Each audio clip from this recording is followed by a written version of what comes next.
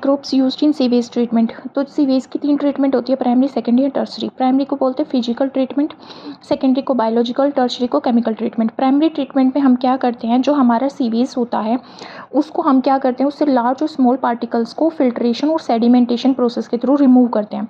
Different stages में ये perform की जाती है। पहले हम फ्लोटिंग डेब्रीज को सिक्वेंशियल फिल्ट्रेशन के थ्रू रिमूव करते हैं। फिर ग्रिट में क्या होता है, सोयल और स्मॉल पेबल्स, छोटे छोटे पत्थर, उसको हम सेडिमेंट बनाते हैं। सेडिमेंट जो नीचे बैठ जाता है उसको बोलते हैं। तो सेडिमेंटेशन प्रोसेस के थ्रू उसको रिमूव करते हैं।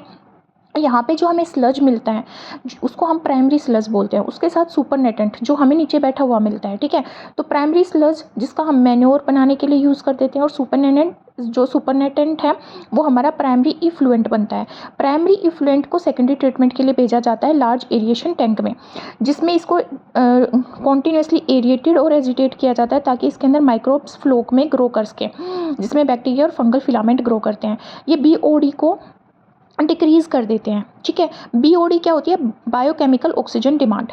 1 लीटर पानी में जितना भी ऑर्गेनिक मैटर बैक्टीरिया के थ्रू कंज्यूम किया जाता है उससे जितनी ऑक्सीजन कम होती है उसको क्या बोलते हैं, बीओडी।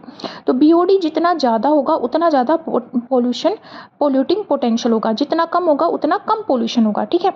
तो जो बीओडी है जब बहुत ज़्यादा ड्रॉप हो जाती है तब हम इफ्लुएंट को सेटलिंग टैंक में भेजते हैं, जहाँ पे फ्लोक सेडिमेंट की फॉर्म में बैठ जाता है, ठीक है। जब वो बैठ जाता है तो वो एक्टिवेटेड स्लज बन जाती है।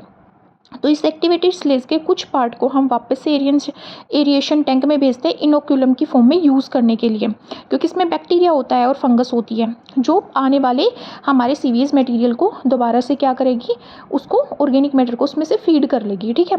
और कुछ पार्ट जो है उसको लार्ज टैंक में भेजते हैं जिसको एनएरोबिक स्लज डाइजेस्टर बोला जाता है। यहाँ पे ऑक्सीजन की एब्सेंस होती है तो यहाँ पे बैक्टीरिया मर जाते हैं। यहाँ पे मीथेन गैस H2S और कार्बन डाइऑक्साइड प्रोड्यूस होती है। अगर इसमें इंडस्ट्रियल वेस्ट हो तो केमिकल ट्रीटमेंट मतलब कि टर्शरी ट्रीटमेंट की जाती है, जिसमें इनऑर्गेनिक वेस्ट को रिमूव किया जाता है या रिड्यूस किया जाता है। फिर इफ्लुएंट को वाटर बॉडीज़ में रिलीज़ किया जाता है।